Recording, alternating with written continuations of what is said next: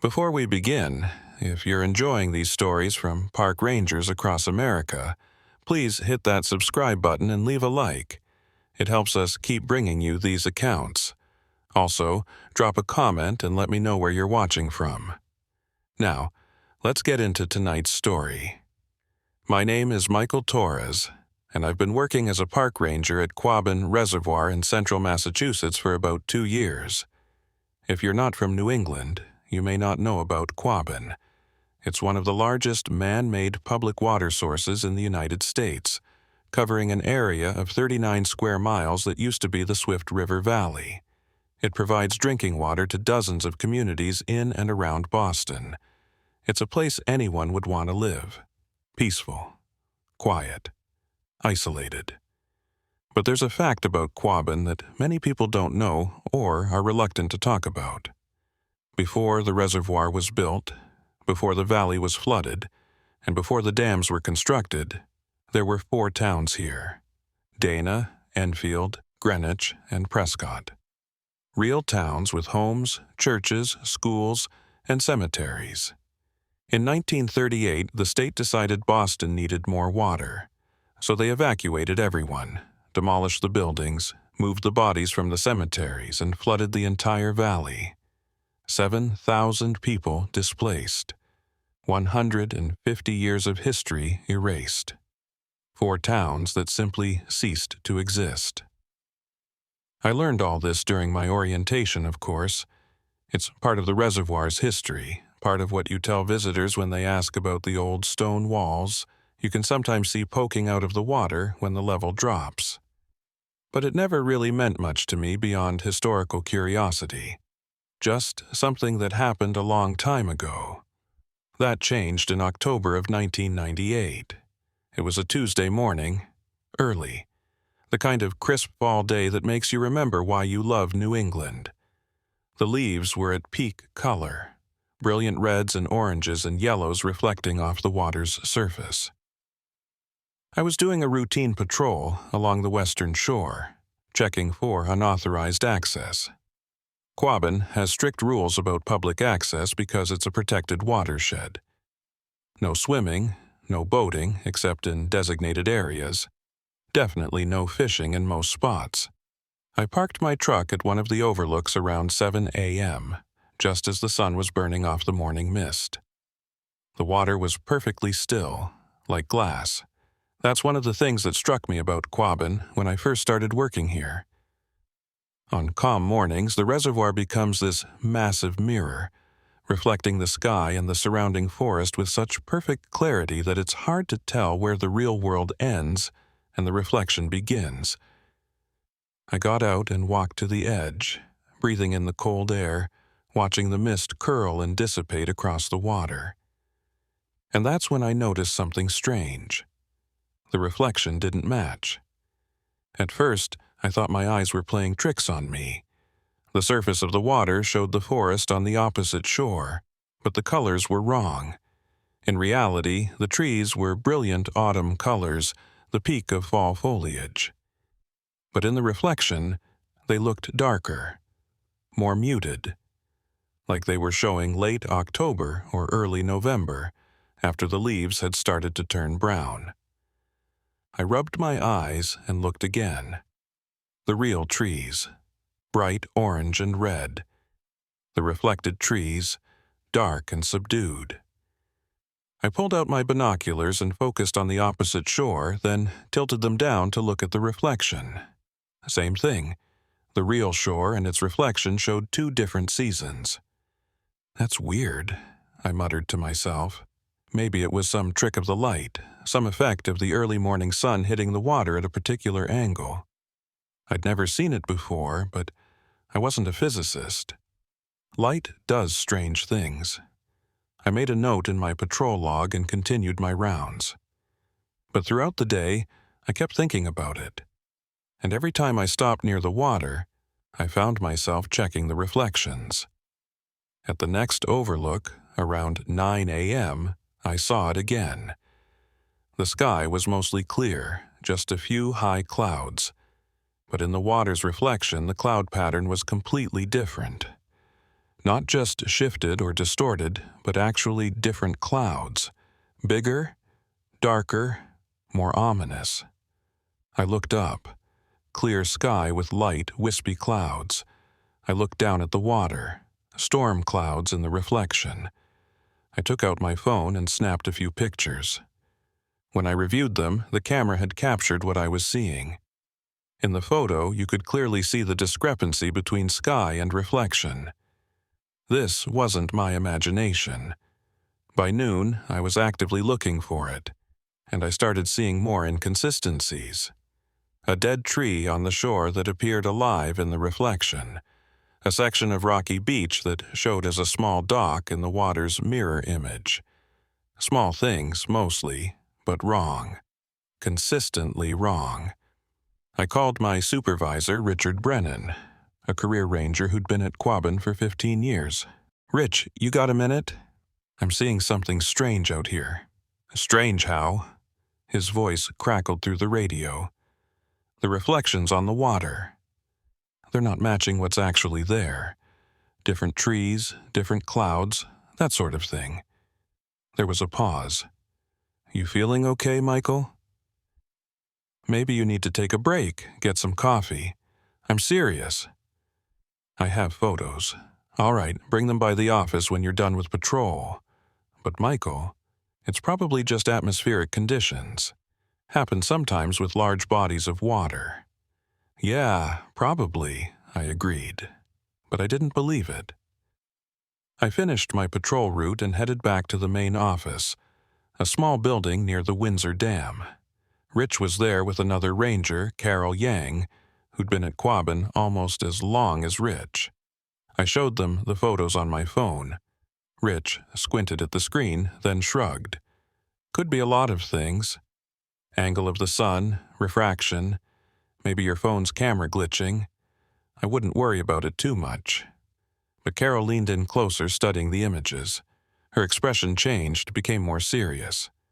"Michael, where exactly did you take these?" "Western Shore near Prescott Peninsula." She and Rich exchanged a look. "What?" I asked. Carol handed my phone back. "Probably nothing. But that area, it's where the town of Prescott used to be. One of the drowned towns. Sometimes people report unusual things around there." "Unusual how?" "Lights under the water. Sounds that don't have a source. A couple of years ago, a fisherman claimed he saw buildings in the reflection that weren't there on shore. He said it looked like an old town." She paused. "He was drinking, though." "Probably. Are you saying there's something paranormal about the reservoir?" I tried to keep the skepticism out of my voice. Rich laughed. "Carol's been here too long, Michael. She's gone native. There's nothing supernatural about Quabbin. It's a reservoir. Water, trees, fish, that's it." But Carol didn't smile. "You should read the history, Michael." About what happened in 1938. About how some people refused to leave, had to be forcibly removed. About how traumatic it was for the communities. Places hold on to trauma sometimes. Especially places like this, where an entire way of life was deliberately destroyed. I didn't know what to say to that, so I just nodded and headed home for the day.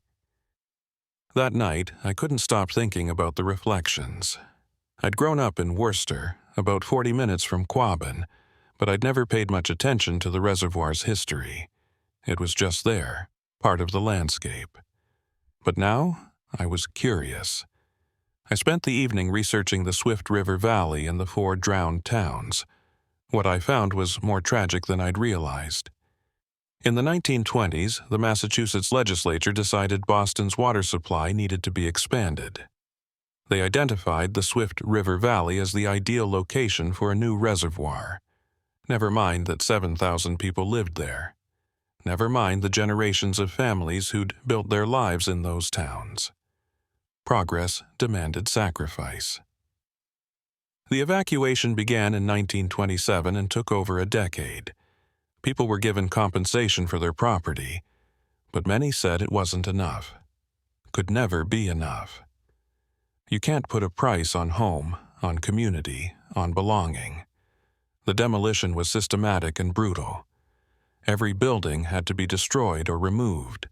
Every grave had to be exhumed and relocated, over 2,000 bodies dug up and moved to new cemeteries. Families watched as their homes were torn down, their churches demolished, their schools burned. By 1938, the valley was empty. The dams were completed and the water began to rise. It took 7 years for the reservoir to fill completely. As the water rose, it covered everything. Roads, foundations, stone walls, entire landscapes disappeared beneath the surface.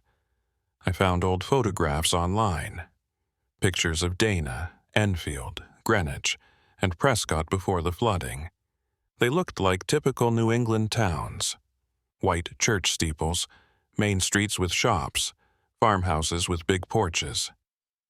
Normal places where normal people lived normal lives, until they didn't. I also found accounts from people who'd been displaced. One elderly woman interviewed in the 1980s said she still dreamed about her childhood home in Dana, still walked through its rooms in her sleep, still woke up disoriented, forgetting for a moment that her home was 40 feet underwater. Another man said he'd gone back in 1946 when the reservoir was full and stood on the shore looking at the water covering his hometown. He said it felt like standing at a grave. Everything he'd known was down there, drowned and forgotten. I went to bed that night with those stories in my head, and I dreamed about Quabbin. Dreamed I was standing on the shore, looking at the water, and in the reflection I could see the towns. Not ruins, but intact. Houses with smoke coming from chimneys, people walking down Main Street, children playing. And as I watched, one of the people in the reflection looked up at me. A woman, middle-aged, wearing a dress that looked like it was from the 1930s. She raised her hand and waved. I woke up at 3 a.m., heart pounding. Just a dream. Just my subconscious processing all the history I'd been reading. But the next morning, when I went back on patrol, I couldn't shake the unease. I decided to go back to Prescott Peninsula, the same area where I'd taken the photos the day before. This time, I brought a better camera, a real digital camera instead of my phone. The morning was overcast, the water gray and choppy. Not ideal conditions for seeing reflections, but I figured if the phenomenon was real, it wouldn't depend on perfect weather. I parked at the same overlook and walked down to the water's edge.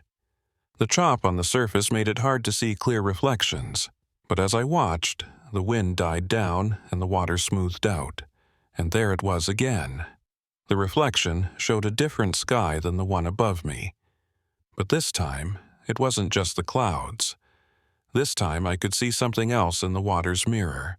A structure, a building. I looked at the shoreline. Nothing but trees and rocks. I looked at the reflection. A white building with a steeple, a church. My hands shook as I raised the camera and started taking pictures. Through the lens, the church in the reflection was clear and detailed. White clapboard siding, tall windows, a simple steeple with a bell tower. It looked exactly like the old New England churches I'd seen in the historical photos. But it wasn't there. The actual shoreline was empty. I kept shooting, documenting everything. The church, the surrounding buildings that were starting to appear in the reflection as the water calmed further. What looked like a street, a row of houses, a general store with a faded sign. I was looking at a town that existed only in the water's reflection. And then I saw the people. At first I thought they were just shadows, tricks of light on the water. But as I stared, they became clearer. Figures moving along the reflected street. A woman hanging laundry. A man walking with a dog. Children playing near what looked like a schoolhouse. They were dressed in old-fashioned clothes, 1930s, maybe 1940s, and they moved with purpose, going about their daily lives, completely unaware that they existed only in a reflection. Or maybe we were the ones who only existed in a reflection. I lowered the camera, feeling dizzy. This wasn't possible. This wasn't real. But when I looked again, it was still there. A complete town, full of people, existing in the mirror of Quabbin's water.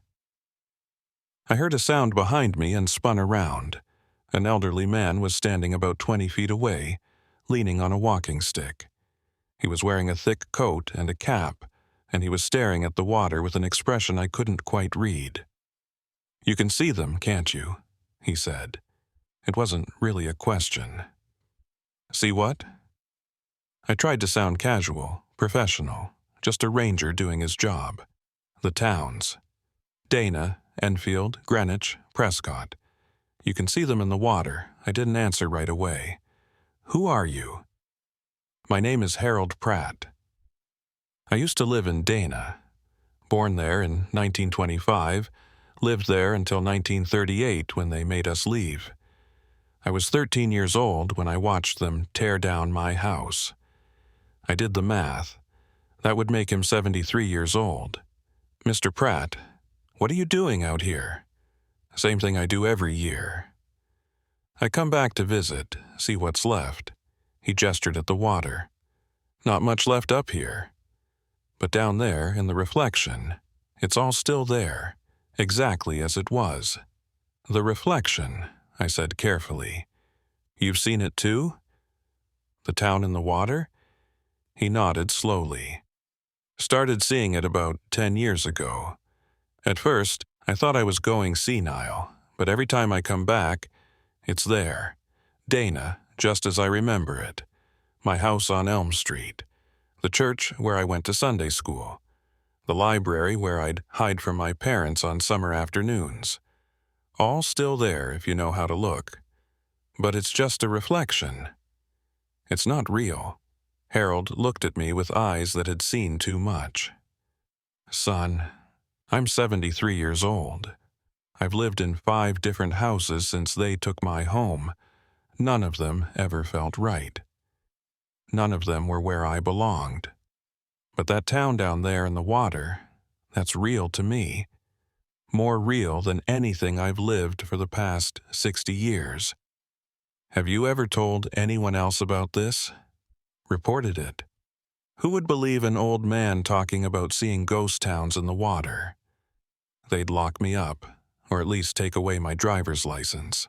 No, I keep it to myself. Come out here a few times a year, look at my home, remember what was..." He paused. "But you're different. You can see it too, and you're not old and crazy.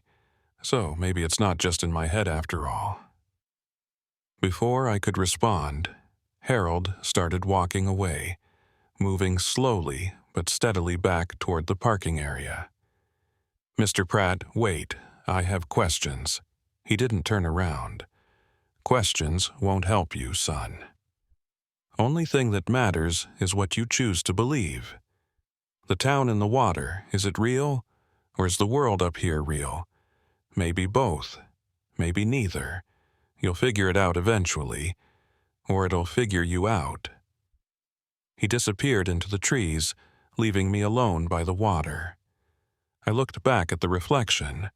The town was still there, still populated with people going about their lives. And as I watched, one of them, the woman I'd seen hanging laundry, looked up, looked directly at where I was standing. She couldn't see me, she was in a reflection, but somehow, it felt like her eyes met mine. She smiled, and then she waved, just like in my dream. I stumbled backward, nearly dropping my camera. When I looked again, the water had started to ripple, wind picking up, and the reflection was breaking apart. In seconds, all I could see was choppy gray water reflecting choppy gray sky. The town was gone. I spent the rest of my shift in a daze, mechanically completing my patrol route but not really seeing anything. My mind kept replaying what I'd witnessed. A town full of people, existing in a reflection. Harold Pratt, a displaced resident who'd been seeing the same thing for years. Was I losing my mind? Was there something in the water, some chemical that caused hallucinations? Or was this real? When I got back to the office, I asked Rich if he'd ever heard of a Harold Pratt. Pratt? Yeah, that name's familiar. I think there's a Pratt family that used to live in one of the drowned towns. Why? Just curious. I met an elderly man on patrol today who said he was from Dana. Rich raised an eyebrow. There are still a few old-timers around who grew up in the valley before the flooding. They're getting pretty rare, though. Most of them have passed. It's been 60 years. He said he comes back to visit, to look at what's left. Can't blame him, I guess. Must be hard, having your entire hometown erased like that. Rich went back to his paperwork. You settling in okay, Michael? No more weird reflections. No, I lied. Everything's fine. But everything was not fine. That night, I couldn't sleep. I kept thinking about the woman in the reflection, the way she'd looked at me, waved at me. The town with its white church and its main street and its people living lives that had supposedly ended 60 years ago. Around 2 a.m., I got out of bed and drove back to Quabbin. I knew it was crazy, knew I could get in trouble for being there in the middle of the night, but I had to see if it was still there. The reservoir was different at night, darker, more primal. The surrounding forest seemed to press in closer, and the water was invisible, just a void of darkness. I parked at the Prescott Overlook and made my way down to the shore with my flashlight. The water was calm, perfectly still. I shined my light on the surface, but all I could see was my own reflection and the beam of light bouncing back. I sat down on a rock and waited. Waited for what, I wasn't sure. Some sign, some proof that what I'd seen was real. An hour passed. 2 hours. Nothing. I was about to give up when I heard something. A sound coming from across the water. No, not from across the water. From the water. It sounded like voices. Distant, muffled, but definitely voices. Multiple people talking, laughing, living. I stood up, straining to hear. The sounds grew clearer, a dog barking, a child calling out. The ring of a bell, like a church bell announcing the hour. And then I saw the lights. Under the water, faint but unmistakable, there were lights. Not natural lights, not bioluminescence or reflected stars. These were artificial lights, house lights, street lights, the lights of a town. The lights were moving, changing, as if people were walking past windows turning lamps on and off, living their nighttime routines 40 feet below the surface. I watched, transfixed, as the underwater town came to life in the darkness. The lights spread out in a pattern that suggested streets, blocks, a planned community. And above the water, still perfectly calm, I could see the reflection again. But this time, it was reversed. The lights were below the water, and their reflection was on the surface. The surface of Quabbin had become a mirror showing what lay beneath. And in that mirror, in that reflection of the drowned town, people were looking up. Looking up at me, at the surface world, at the place where their towns had once stood. One figure in particular seemed to stand directly below where I was sitting.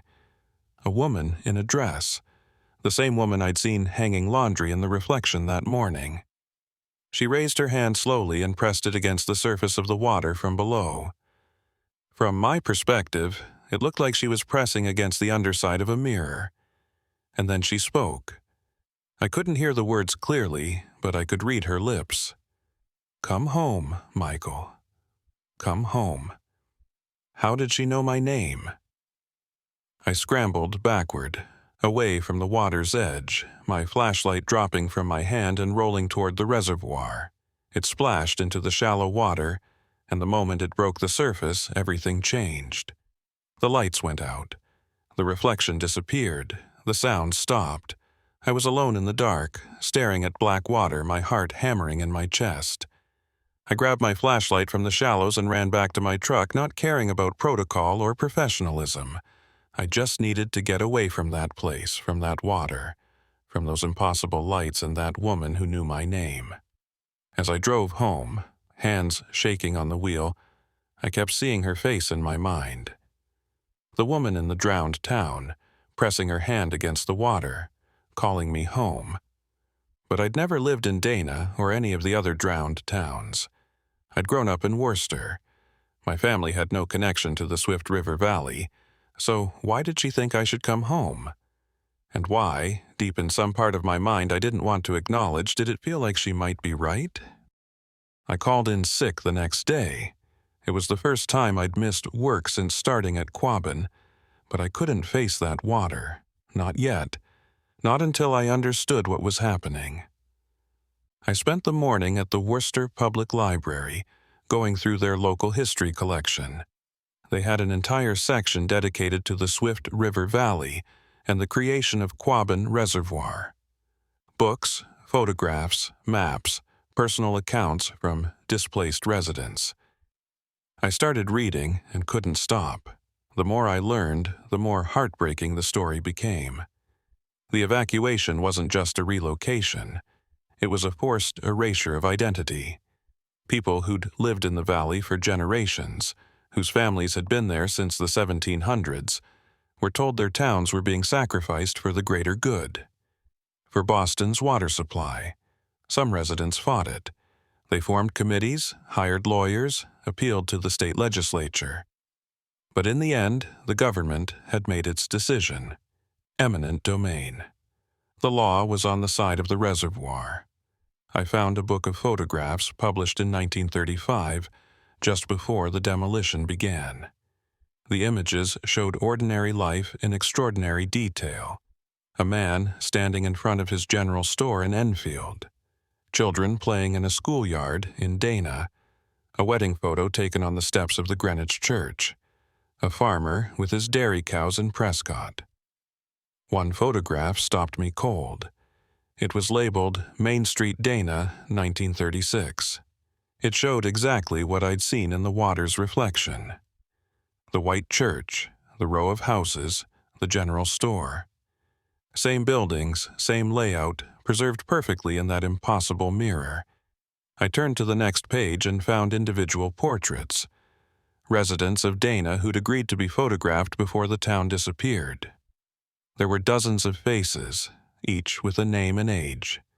And there, in the middle of the page, was the woman I'd seen. The caption read, Eleanor Torres, age 34, Dana, Massachusetts, 1937. Torres, my last name.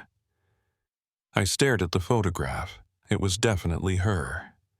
Same face, same eyes, same gentle smile. The woman who'd waved at me from the reflection. The woman who'd called me home. But that was impossible.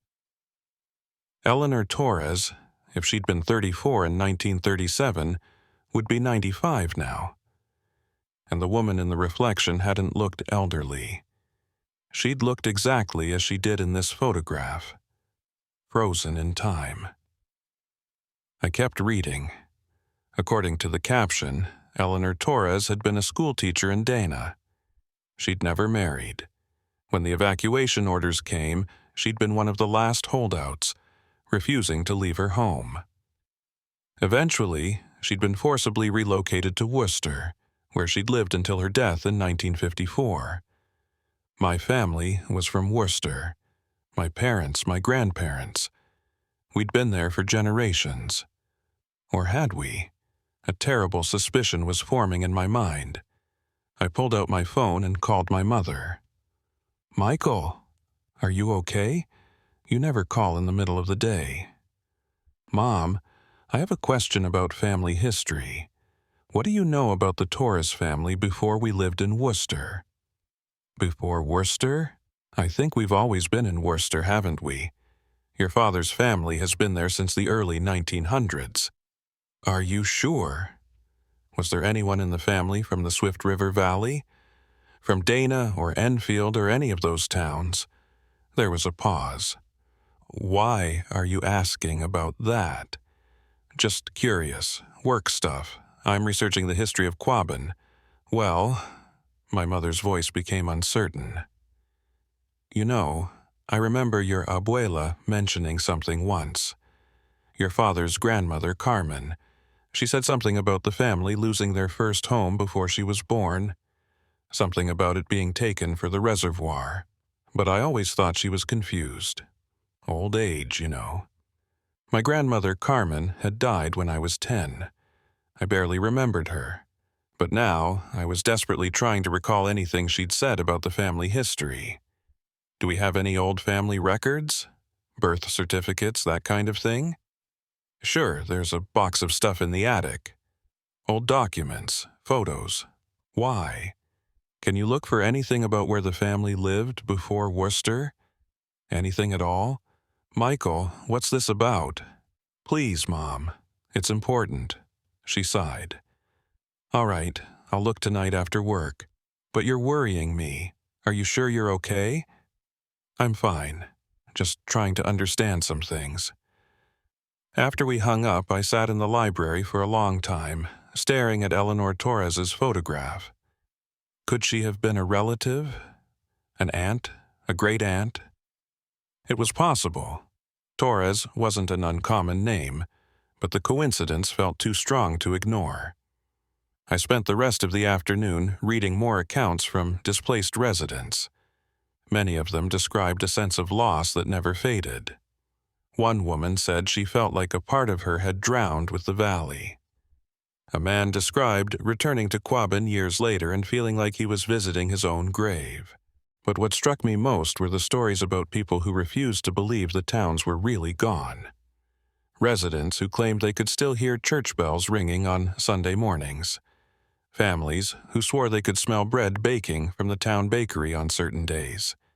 People who said they sometimes saw lights under the water at night. I'd dismissed those stories as grief, imagination, wishful thinking. But now I'd seen it myself. The lights, the town, the people living their lives in the reflection. What if they weren't hallucinations? What if the towns had never really been destroyed? What if flooding the valley had somehow created a split, a mirror reality where the towns continued to exist? I was getting into territory that made no rational sense, but I couldn't stop thinking about it. That evening, my mother called back. Her voice was shaky. Michael, I found something in the attic. An old birth certificate. Your father's grandfather, Miguel Torres, born in 1970. Birthplace, Dana, Massachusetts. My father's grandfather, which would make Eleanor Torres, the schoolteacher, my great-great-aunt or something similar. Mom, Dana was flooded in 1938. The town didn't exist in 1970. I know. That's what's so strange. The certificate must be wrong. Maybe it's a fake, or maybe someone made a mistake when it was issued. But Michael, there's something else. I found a photo. It's old, from the 1930s. There's a woman in it, and written on the back is Aunt Eleanor Dana, 1936. Can you send me a picture of it? Sending now. A moment later, my phone buzzed. I opened the image and my hand started shaking. It was her, Eleanor Torres, standing in front of the same white church I'd seen in the reflection. And there, on the back of the photo in faded ink, Aunt Eleanor, Dana, 1936. She was family. Eleanor Torres was my great-great-aunt, and she'd lived in Dana before it was drowned. Michael, what's going on? My mother's voice was worried now. I need to go, Mom. Thank you for finding this. Michael, I hung up and immediately called the library's reference desk. Do you have old census records? Specifically for Dana, Massachusetts, 1930s. We have some digitized records on microfilm. Would you like to make an appointment? I'm here now. Can I access them? 20 minutes later, I was scrolling through census data from 1930, looking for the Torres family in Dana. And there they were. Carlos Torres, age 45. Occupation: farmer Maria. Torres, age 43. Occupation: homemaker Eleanor Torres, age 27. Occupation: teacher Miguel Torres, age 15. Occupation: student Miguel. My great-grandfather's name. He would have been 15 in 1930, 23 when the town was evacuated in 1938. But according to my family records, he'd been born in 1970, 32 years after Dana ceased to exist. Unless, I thought about the reflection, about the town still existing in the water's mirror, about the people living their lives as if 1938 had never happened. What if, in that reflection, Miguel Torres had grown up normally, gone to school, become an adult, had children? What if the Miguel Torres who'd been born in 1970 in the birth certificate was the son of the Miguel Torres from the 1930 census? What if my family had never left Dana at all? What if we'd stayed there, in the drowned town, in the reflection, living our lives generation after generation while the surface world moved on? And what if I was supposed to be there too? The thought was insane, but it explained so much. Eleanor calling me home, the feeling of wrongness I'd always had, like I didn't quite fit in the surface world. The strange dreams I'd had about water and drowning since childhood. I'd always thought I was from Worcester, but what if I was really from Dana, and somehow, impossibly, I'd ended up on the wrong side of the water? I left the library in a daze and drove back to Quabbin. I had to see it again, had to confirm that what I'd seen was real and not some elaborate hallucination. It was late afternoon when I arrived, the sun starting to dip toward the horizon. I went to the same overlook, the same stretch of water where I'd first seen the reflection. The surface was calm, and there it was, the town, clear as day in the reflection. More vivid than before, more detailed.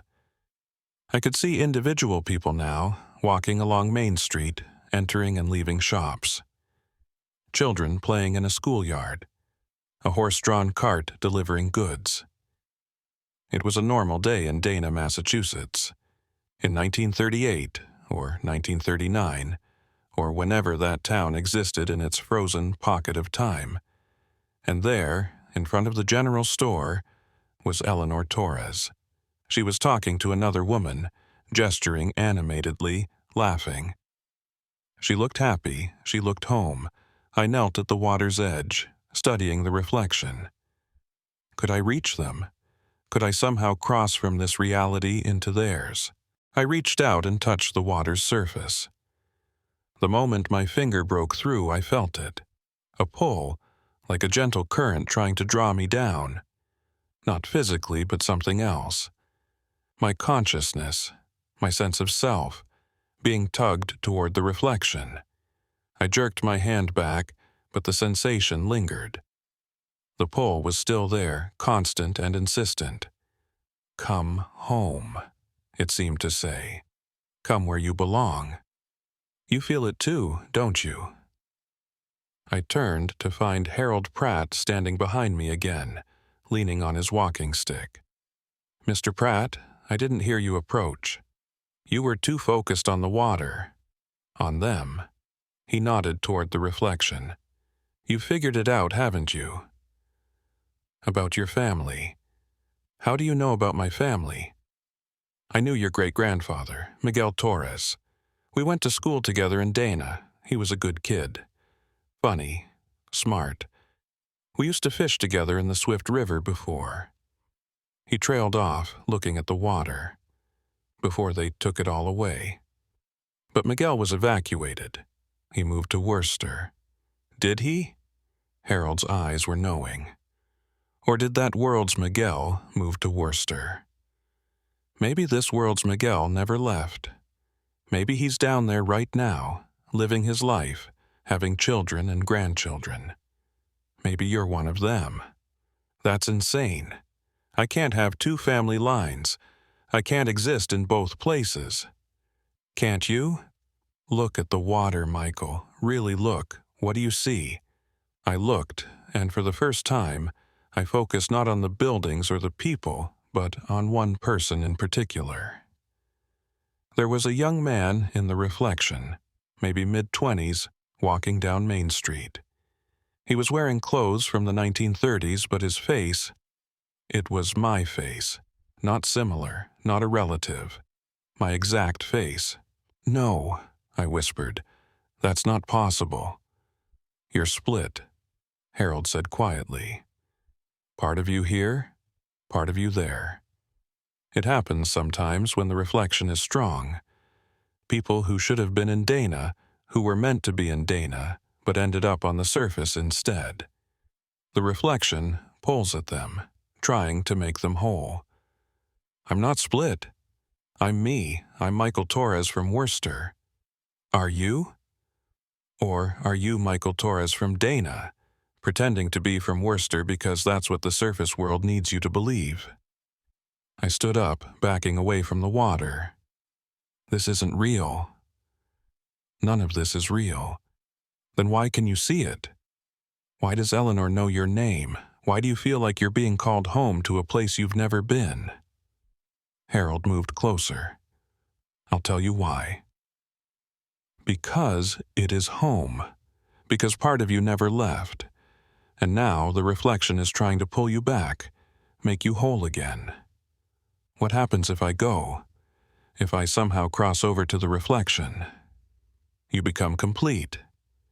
You stop being split between two worlds. You join your family in Dana, where you were always meant to be." He paused. "But you can never come back. The surface world will forget you ever existed. You'll just be another disappeared ranger, another mystery. And if I don't go, then you live the rest of your life feeling incomplete, always knowing there's somewhere you belong but can't reach. The pull will get stronger, Michael. Eventually, you'll either give in or it'll drive you mad." "How do you know all this?" Harold smiled sadly. "Because I've been feeling the pull for 60 years. Every time I come here, the reflection gets clearer. My house in Dana looks more real than the apartment where I sleep. My mother and father, who died decades ago, are there in the reflection, alive and waiting, and every time I leave, it gets harder. One of these days, I'm not going to leave. I'm going to let the water take me home. But you'll drown. Will I? Or will I finally breathe for the first time in 60 years? He turned and walked away, leaving me alone with the reflection. I stayed there until dark, watching the town in the water, watching the young man with my face go about his life, watching Eleanor Torres close up the school and walk home to a house that had been demolished 80 years ago. And I felt the pull, constant, insistent, growing stronger with each passing moment. Come home. Come where you belong. Come be whole. I drove back to my apartment in Worcester, but it felt wrong. Foreign. Like I was sleeping in someone else's bed, living someone else's life. I couldn't sleep. Every time I closed my eyes, I saw Dana. Saw the town in vivid detail. Saw my family there, living and laughing and waiting. Around 3 a.m., I got up and opened my laptop. I needed to know more about the mechanics of the flooding. How deep was the water? What remained underneath? Were there really foundations, roads, structures still down there? The answer was yes. Quabbin wasn't that deep in most places, 40 to 60 feet, and the towns had been demolished but not removed. The foundations were still there, the cellar holes, the stone walls. When the water level dropped during droughts, you could sometimes see them. I found a forum where divers discussed quabbin. Diving was strictly prohibited, but some people did it anyway, illegally. They described what they'd seen. Foundations arranged in perfect grids, showing where streets had been. Stone walls marking property lines. Cellar holes with stairs leading down into darkness. One diver claimed he'd seen an intact church foundation, the outline of where the walls had stood, even the steps leading up to where the door would have been. But that's all they were. Foundations, ruins, not living towns with people walking the streets, except in the reflection. The next morning, I called Rich and told him I needed to take a few personal days. He was concerned, but agreed. I think he could hear the stress in my voice. I spent those days researching everything I could about reflections, mirrors, parallel realities. I went down internet rabbit holes about quantum physics and multiple universes. I looked up psychological conditions that caused hallucinations. But nothing I found explained what I was seeing. Nothing accounted for the historical accuracy, the family connections, the pull I felt toward the water. On the fourth day, I drove back to Quabbin. I had to confront this, had to understand it. This time, I went at dawn, when the light would be perfect for seeing reflections. I brought my camera, my notepad, everything I needed to document what I saw. The water was glass smooth, and the reflection was waiting. Dana spread out before me in perfect detail. I could see everything now. Not just the main street, but the entire town. Houses with gardens, barns with animals, a school with children arriving for the day, a complete, living community. And Eleanor Torres was there, standing in front of her house, looking up at the surface. Looking at me. She spoke, and this time I could hear her. Not with my ears, but in my mind. Michael, it's time. You've learned the truth. Now you have to choose. Stay where you don't belong, or come home where you do. I don't belong there, I said out loud, even though I knew she couldn't hear me the normal way. I wasn't born in Dana. I'm from Worcester. You were born in both places, in two versions of the world. One where Dana was destroyed, one where it survived. You've been living in the destroyed version, but your true self is here waiting. Look. The young man with my face appeared next to her. He looked up at the surface, at me, and he waved. He was me, not a relative, not a coincidence. He was me, living the life I should have lived if my family had never been displaced. Join us, Eleanor said. Make yourself whole. All you have to do is step into the water. Let yourself sink. And when you reach the bottom, you'll find you're not drowning. You're finally breathing.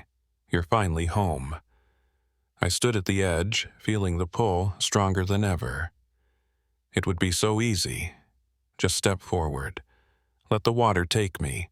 Find out if Harold was right. If I would drown, or if I would wake up in Dana, complete and whole. But something held me back. Fear, maybe. Or the rational part of my brain screaming that this was insane, that I'd drown in 40 feet of water and become just another tragedy. I need more time, I said. I need to understand. Eleanor's expression was sad but patient. Time moves differently here, Michael. We'll wait, but know that the longer you resist, the more the split hurts you. You can't live in two worlds forever. Eventually, you'll have to choose. Surface or depth. Worcester or Dana. The world that is, or the world that should have been. The reflection began to fade as the sun rose higher, the angle of light changing. Within minutes, Dana was gone, replaced by ordinary reflections of trees and sky. I walked back to my truck on shaking legs. I had a choice to make. But how do you choose between the life you've lived and the life you were meant to live? How do you choose between reality and reflection when you're no longer sure which is which? I went back to work. What else could I do? I needed the routine, needed something normal to hold on to while my understanding of reality crumbled around me. But every patrol route took me past water, and every reflection made me wonder what I was really seeing. Rich noticed the change in me, On my first day back, he pulled me aside. "Michael, you don't look good. Maybe you should take more time off, or see someone. A therapist, maybe." "I'm fine," I lied. "Just some family stuff I'm working through." "Family stuff at Quabbin?" He gave me a pointed look. "Carol told me you've been spending a lot of time near Prescott Peninsula, near where the drowned towns used to be." "I'm just interested in the history." "History's fine." "Obsession isn't. I've seen it before, Michael. Rangers who get too caught up in the tragedy of what happened here. They start seeing things, feeling things. They forget that Quabbin is what it is now, not what it was. The past is dead and buried, underwater in this case. But that was exactly the problem. The past wasn't buried. It was alive in the reflection, waiting. Over the next few weeks, I tried to stay away from the water's edge. I focused on maintenance work, visitor education, anything that kept me away from clear views of the reservoir. But the pull never stopped. It was always there, a constant pressure in the back of my mind. Come home. Other rangers started commenting on my behavior. Carol asked if I was sleeping okay. Tom, one of the newer rangers, joked that I looked like I'd seen a ghost. If only he knew how close to the truth that was. Then, in early November, something happened that changed everything. Another ranger disappeared. Her name was Jennifer Marks, 32 years old, 5 years with the Park Service. She'd been doing an evening patrol near the Prescott Peninsula and never returned. Her truck was found at one of the overlooks, driver's door open, keys still in the ignition. Her radio, her phone, her equipment were all in the vehicle. But Jennifer was gone. The search started immediately. State police, K-9 units, volunteers. They combed the forest and shoreline for days. Helicopters flew overhead with thermal imaging. Divers went into the water searching the shallows. They found nothing. I was part of the search team, and with every hour that passed, I felt a growing certainty about what had happened to Jennifer. She'd been experiencing the same thing I had, the reflections, the pull, and she'd made a choice. She'd gone into the water. On the 5th day of the search, I went back to the Prescott Overlook alone, after the official search had ended for the day. It was late afternoon, the light perfect for seeing reflections. And there she was, Jennifer Marks, walking down Main Street in Dana, Massachusetts.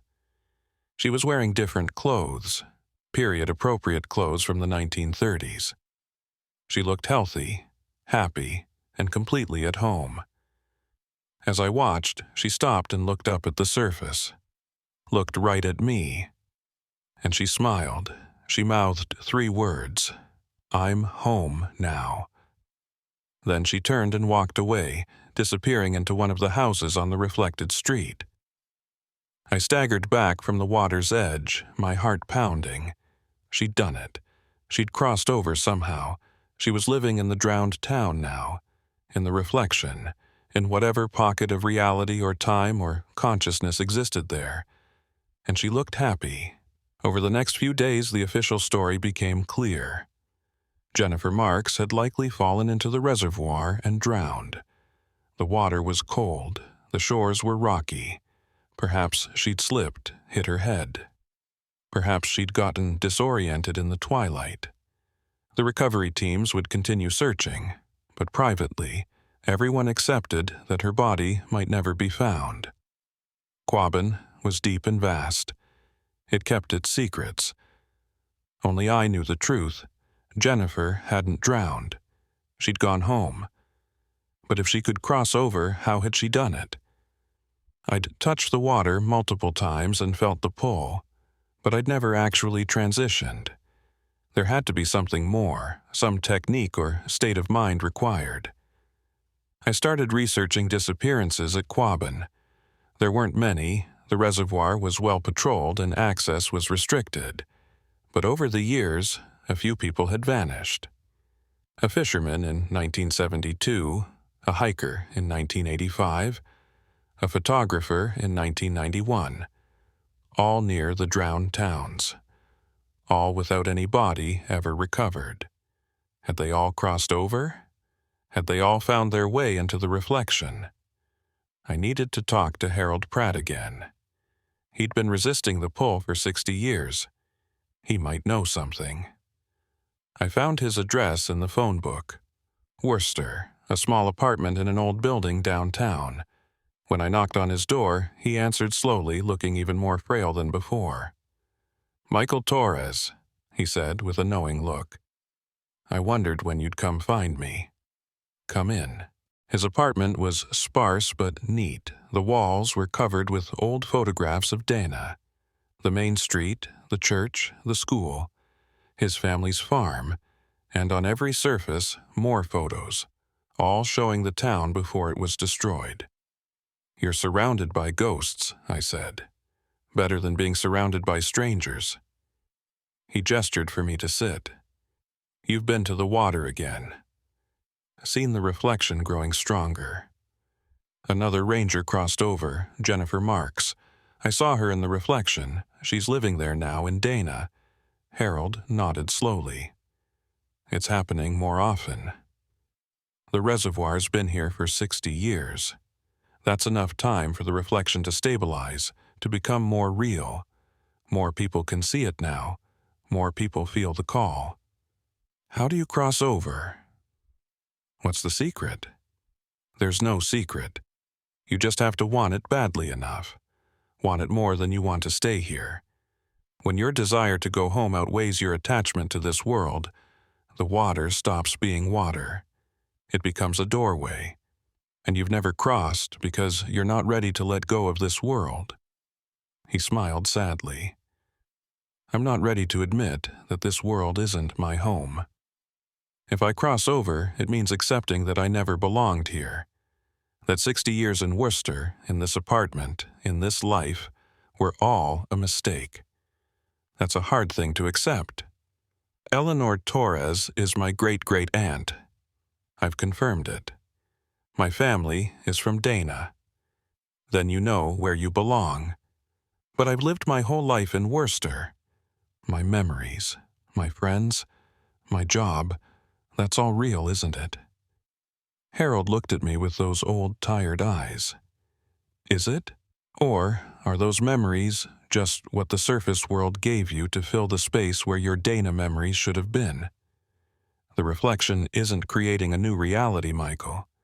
It's showing you the reality that was taken from you. Your true life, the one you should have lived."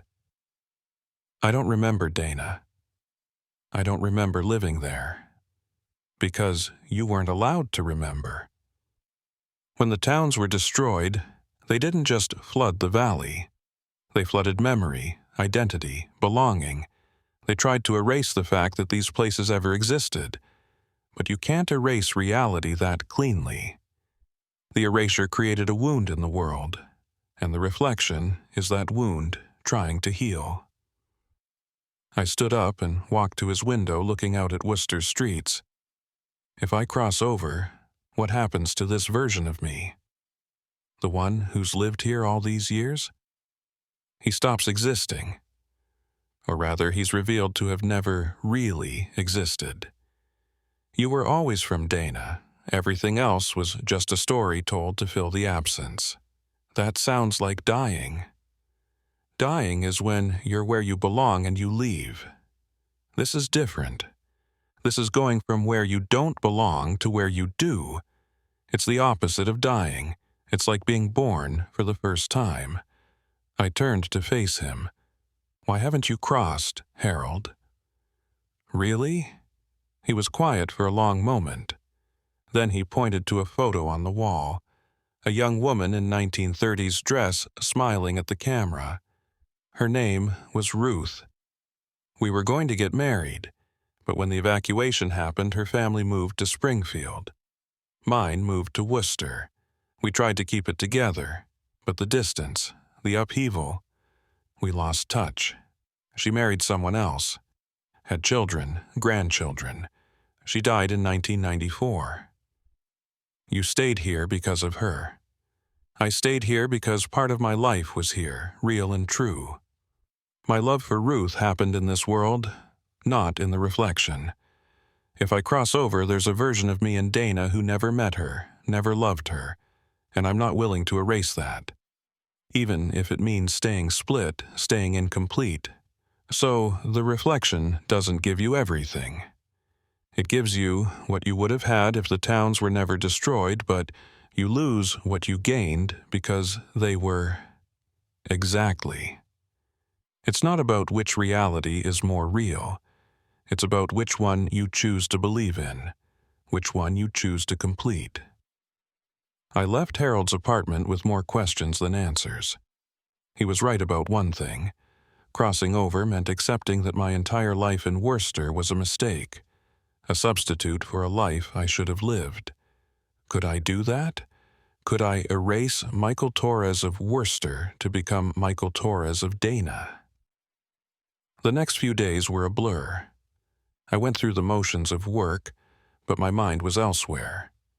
I found myself driving to Quabbin during my off hours, sitting by the water, watching the reflection. The town was always there now. I didn't need perfect conditions or specific times of day. Dana existed in the water, constant and real, waiting for me. And the other Michael, the one in the reflection, was becoming more aware of me. Sometimes he'd stop what he was doing and look up at the surface. We'd lock eyes, surface Michael and reflection Michael, and I'd feel the pull intensify, the two halves wanting to merge, to become whole. Eleanor was always there too, watching, waiting. She never pushed, never demanded, just maintained her patient vigil, knowing I'd make my choice eventually. One night in mid-November I couldn't sleep. The pull was stronger than ever, a physical ache in my chest. I got in my truck and drove to Quabbin, arriving around 2 a.m. The water was perfectly still, reflecting a sky full of stars. And beneath those stars, Dana glowed with warm light. Houses with candles in the windows, street lamps casting golden pools, a town alive and welcoming in the middle of the night. I walked down to the water's edge and knelt, looking at my reflection. But it wasn't just my reflection. It was both of us. Surface Michael and Dana Michael superimposed. Two versions of the same person, existing in the same space, but in different worlds. I don't know how to choose, I said out loud, even though no one could hear me. But someone did hear. Eleanor appeared in the reflection, kneeling across from me as if we were on opposite sides of a window. "Then don't choose," she said, her voice clear in my mind. "Just let yourself fall. Trust that the water will catch you. Trust that home is waiting. What if I drown? What if this is all hallucination and I just drown? Then you drown. But Michael, are you really living now? Split between two worlds, belonging to neither. At least drowning would be a choice. At least you'd know you tried to find where you belong." I reached out and touched the water. The surface was cold, but beneath the cold was warmth. The warmth of home, of family, of belonging. I could just lean forward, let myself fall in, sink down through the cold water, and if Eleanor and Harold were right, I'd pass through some barrier and find myself in Dana, whole and complete.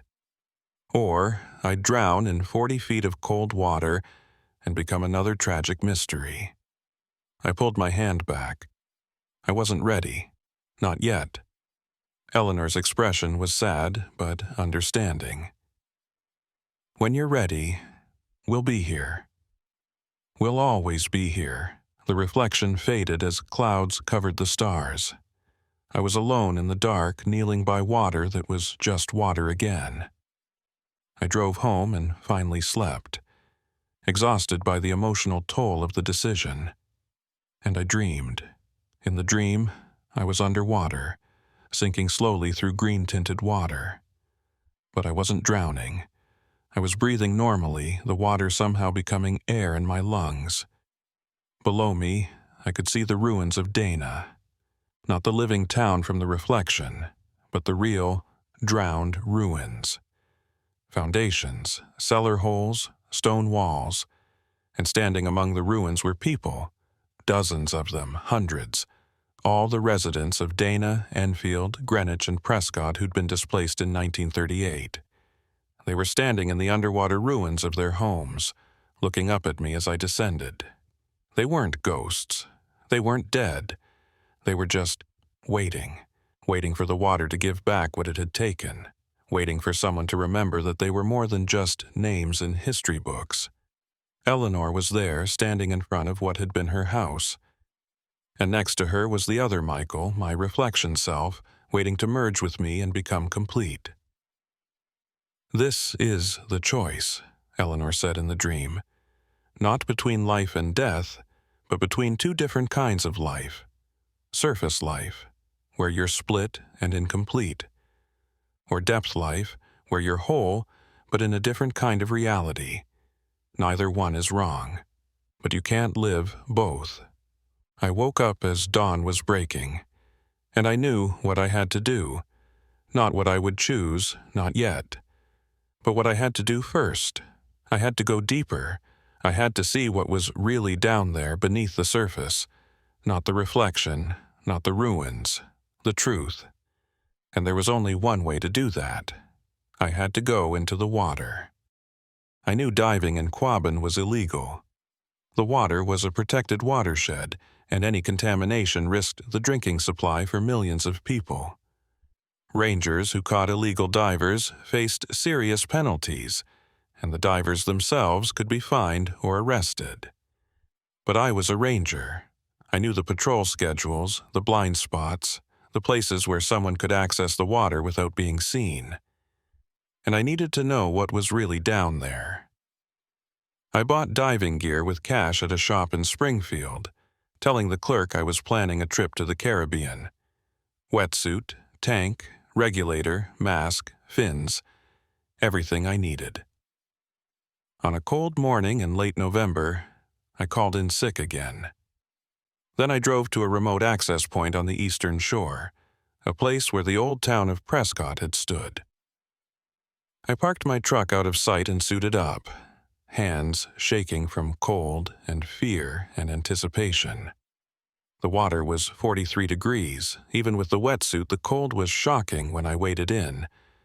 But I kept going, pushing through the shallow water until I was deep enough to dive. I took a breath from the regulator, said a silent prayer, and went under.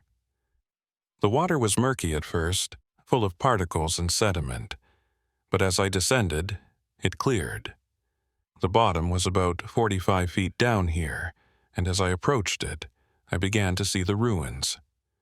Stone walls marking property lines, a cellar hole with stone steps leading down into deeper darkness, the remains of a road, the pavement broken but still visible.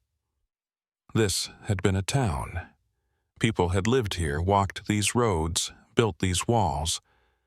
I swam along the old road, following it deeper into the drowned town. Foundation after foundation appeared out of the murk. Some were just outlines, others still had partial walls standing. I saw what might have been a church, a larger foundation with a rectangular shape, and everywhere that sense of presence, not seeing anything supernatural, not yet. Just feeling like I wasn't alone down here, like the water was watching me. I checked my air, about half a tank left. I should surface, head back. This was already reckless enough. But something pulled me forward, a sense that I was close to understanding. I swam toward what looked like a larger structure. As I got closer, I realized it was a school. The foundation was more intact than the others, and I could still see the separate rooms, the layout of classrooms. Eleanor had been a teacher. This might have been her school. I floated above it, looking down, and that's when I saw her. Not a reflection, not a vision. She was there, underwater, standing in what had been her classroom. But she wasn't drowning, wasn't floating. She was standing as if on solid ground, looking up at me. She smiled and beckoned. I should have been terrified. I should have bolted back to the surface. But instead, I felt a strange calm. This was what I'd come to see. The truth beneath the surface. I swam down toward her. As I got closer, the water around her seemed different. Less murky, clearer, like a bubble of different reality. She stepped aside and gestured to the doorway of the classroom. An invitation. I hesitated at the threshold. If I went through, would I be able to come back? But I'd come this far. I had to know. I swam through the doorway. And everything changed. The water was gone. I was standing in a classroom, perfectly dry, perfectly normal. 1930s decor, a chalkboard covered in lessons, desks arranged in neat rows. Sunlight streamed through windows that shouldn't exist 45 feet underwater. I pulled off my diving mask and regulator. The air was breathable, fresh, smelling of chalk and old wood. "Welcome to Dana," Eleanor said. She was standing next to me, solid and real. "You found your way through. How is this possible?" The reflection isn't just a mirror. It's a door. When the valley was flooded, some of us couldn't leave, couldn't accept that our homes were being destroyed. Our refusal to leave created this place, a pocket of reality where Dana still exists. Not underwater, not drowned, just sideways, parallel to your world. I walked to a window and looked out. I saw Main Street, the white church, houses with gardens, people walking, talking, living. Normal life in a town that shouldn't exist. Is this real? Or am I hallucinating from nitrogen narcosis? It's as real as you choose to believe it is. Reality isn't absolute, Michael. It's consensus. Your world agreed that Dana was destroyed. We disagreed. Both realities are true. And the Michael I keep seeing in the reflection? The one who looks like me? Eleanor smiled. You're not split, Michael. That's not how it works. You were born in your world's Worcester, but your soul remembers Dana. Some part of you knows you should have been born here. That's what creates the pull. Your consciousness trying to align with where it belongs. So, if I stay here, what happens to Worcester Michael? Nothing. He continues existing because he's the real you, but he stops feeling split. The pull disappears. He accepts that Worcester is home, and he lives a full, complete life there. She paused. But there's another option. You can choose to exist here instead. Release Worcester, accept Dana, and live the life you would have lived if the flooding had never happened. What does that mean practically? She walked to a desk and picked up a photograph. It showed the classroom full of students, and Eleanor at the front. Standing in the back of the room, helping a student, was a young man who looked exactly like me. That's you if you choose Dana. A teacher like me, never left the valley, married a local girl, had children. Simple life, happy life. Everything you would have been if your family had stayed. But I'm a park ranger. I went to college for environmental science. I have a life. You have a life that was given to you as substitute for the one that was taken. Both are real, Michael. But only one will ever feel like home. I looked out the window again, at the peaceful town going about its day. It was idyllic, perfect, everything you'd want in a small community. But it was also frozen in time, trapped in 1938, forever repeating the same cycles. Do people age here? Do they die? Time works differently. We experience it, but we're not bound by it the same way. People can choose to age, choose to stay as they are. Most of us maintain ourselves as we were in our prime, before the evacuation.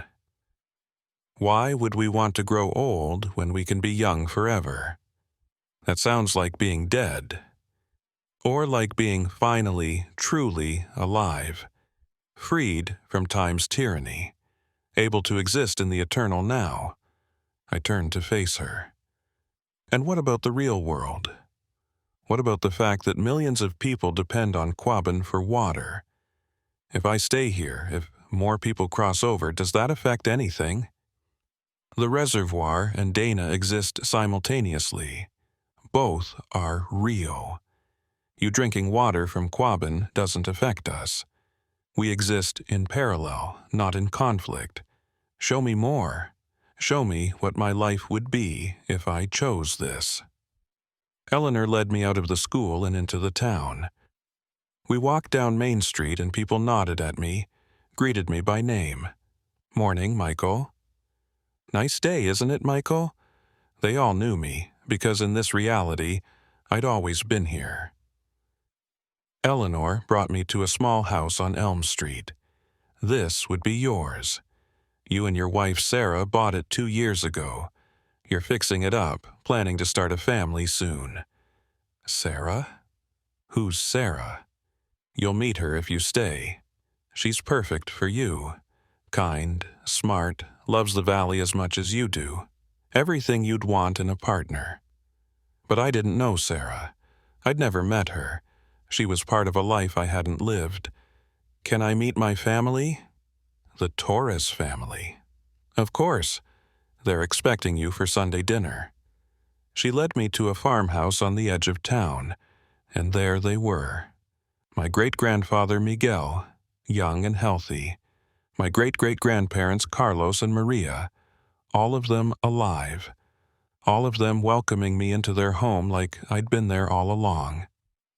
"Mijo," Maria hugged me tightly. "You're late." We were worried. I'm sorry.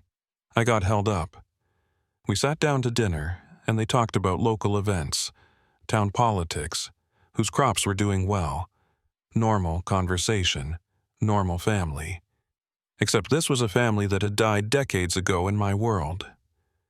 Miguel noticed my confusion. "You okay, Primo? You seem distant. Just thinking about things." "Well, stop thinking so much. Eat. Your Aunt Eleanor made your favorite." After dinner, Eleanor walked me back to town. The sun was setting, painting the sky in beautiful colors. "You could be happy here," she said. "No more feeling split, no more wondering where you belong. Just home, finally. But it's not my home. I didn't grow up here, these aren't my memories. Not yet. But if you stay, they will be. The moment you commit to Dana, your consciousness shifts. You'll remember growing up here, going to school here, building a life here. Worcester will fade like a dream, and you'll wonder why you ever doubted this was real." That terrified me more than anything else. The idea that I could forget my entire life, have it overwritten by a false history. Or was it a false history? Was the Dana version of Michael more real than the Worcester version? "I need to think," I said. "Can I go back? To the surface? Or am I trapped here now?" "You can always leave. The door works both ways. But every time you leave and return, it gets easier to stay. Eventually, you won't want to leave at all." She led me back to the school, back to the classroom where I'd entered.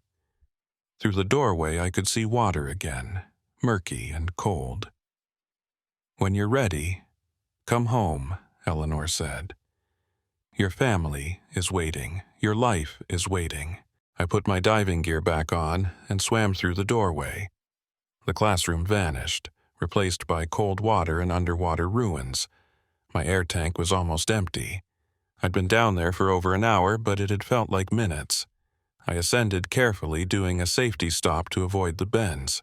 When I broke the surface, I gasped, the shock of reality hitting me like a physical blow. The sun was setting. Hours had passed. My truck was where I'd left it. but I felt like I'd been gone for days. I stripped off the dive gear and sat on the shore, shaking from cold and emotion. I'd seen it. Been there. Dana was real. Not a reflection, not a hallucination. An actual pocket of reality where the town still existed, and I could live there if I chose, could walk away from Worcester, from park ranger life, from everything I knew, could become the Michael Torres who'd never left the valley. But could I really do that? Could I erase 28 years of memories, relationships, experiences? Could I forget my parents, my friends, my life? Over the next few days, I was useless at work. I went through the motions, but my mind was in Dana, playing out scenarios. What would it be like to live there? To wake up every morning in that perfect small town? To never worry about bills or traffic or the complications of modern life? But also never experience anything new, never see the world change or grow, trapped in 1938 forever, no matter how pleasant the trap. Rich called me into his office again. "Michael, I'm worried about you. You're not yourself. If you need more time off, take it. If you need to talk to someone, I can recommend a therapist. But you can't keep working like this. You're a liability. I know, I'm sorry. I have a decision to make. About my future." What kind of decision? How could I explain? How could I tell him that I was choosing between existing in the surface world or diving into a drowned town that still lived in a pocket of reality? "Career stuff," I said lamely. "Just figuring out if this is where I want to be." "Well, figure it out soon, because right now, you're not here at all. You're somewhere else entirely." He was right, I was. That night, I drove to Harold Pratt's apartment. I needed to talk to someone who understood. But when I got there, the landlord told me Harold had passed away 3 days earlier. Died peacefully in his sleep, apparently. They'd found him in his bed, a smile on his face, surrounded by photographs of Dana. "Did you know him?" the landlord asked. "A little." He seemed like a good man. He was. Sad, though. Never seemed fully here, you know? Always talking about some town that didn't exist anymore. I think he died still wishing he was back there. But as the landlord walked away, I wondered if Harold had finally made his choice. Wondered if he'd crossed over in his sleep, found his way to Dana at last, reunited with his parents and his lost love Ruth. Wondered if I'd see him there if I went back. I went to Quabbin one last time. Not to dive, just to look, to see the reflection and make my final decision. The water was perfectly calm. Dana spread out before me in all its glory. And there, on Main Street, I could see Harold Pratt, young and healthy, walking with a woman I assumed was Ruth. He was home. Jennifer Marks was there too, laughing with a group of people outside the general store. She looked happier than I'd ever seen her. And the other Michael, my Dana self, was standing at the edge of the reflection, looking up at me, waiting to see what I would choose. Eleanor appeared next to him. She didn't say anything, just waited. This was it, the moment of decision. I could wade into the water, let myself sink, pass through that barrier and become Dana Michael. Live that simple, perfect life in a town that existed outside time. Be complete, be home, be happy. Or I could walk away, accept that I was Worcester Michael, that my life was here in the modern world, split and incomplete but real in its own way. Let the pole fade eventually. Let Dana become just a beautiful dream I once had. Both choices were valid. Both were real. I stood there for a long time, watching the town and the water, feeling the pull one last time. And then I made my choice. I walked to the water's edge, put my hand in, feeling the cold shock of reality. The pull intensified, urging me forward. Come home, it said. Complete yourself. Be whole. I closed my eyes and took a deep breath, and I stepped back. I chose the surface, chose Worcester, chose the split, incomplete life I'd been living. Because yes, it was incomplete. Yes, I'd always feel a pull toward something I couldn't quite reach, but it was mine, my memories, my experiences, my choices. Dana Michael could live his perfect life in the frozen town. Worcester Michael would live his imperfect life in the moving world. Both were real. Both mattered. But I chose to be the Michael who'd made this choice, not the Michael who'd never had to make it. The reflection wavered, and for a moment I saw sadness in Eleanor's face, but also understanding. She nodded once, then faded. The pull began to weaken, not disappear entirely. It would always be there. But it became bearable, became part of who I was, rather than something fighting against who I was. I got back in my truck and drove home to Worcester, to my life, to my reality. That was 25 years ago. I stayed on at Quabbin for another 5 years before moving to a different park. I eventually married, had kids, lived the life I chose. I still visit Quabbin sometimes, still look at the water on calm days and see the reflection. Dana is there, eternal and unchanging. The people I knew are there, living their perfect lives in their perfect town. Sometimes I wonder if I made the right choice. Wonder what my life would have been like if I'd stepped forward instead of back. But then I look at my children, products of this reality, this timeline, this choice. And I know that right or wrong doesn't matter. I chose, and that choice created this life. The split never fully healed. Part of me will always be in Dana, watching from the reflection. But part of Dana is also here, with me, in every memory of that impossible town. Some rangers who work at Quabbin still report seeing strange things in the water. Reflections that don't match reality. Lights under the surface at night. The sound of church bells on Sunday mornings when there are no churches nearby. And every few years, someone disappears. A visitor, a fisherman, a ranger. They're listed as drownings, accidents, unsolved mysteries. But I know the truth. They made a different choice than I did. They stepped forward instead of back. They chose Dana instead of the surface. And somewhere in the eternal town beneath the water, they're home. Finally, completely, irreversibly home. As for me, I live with the question. Not regret, just the eternal question of what if. What if I'd chosen differently? What if I'd let the water take me?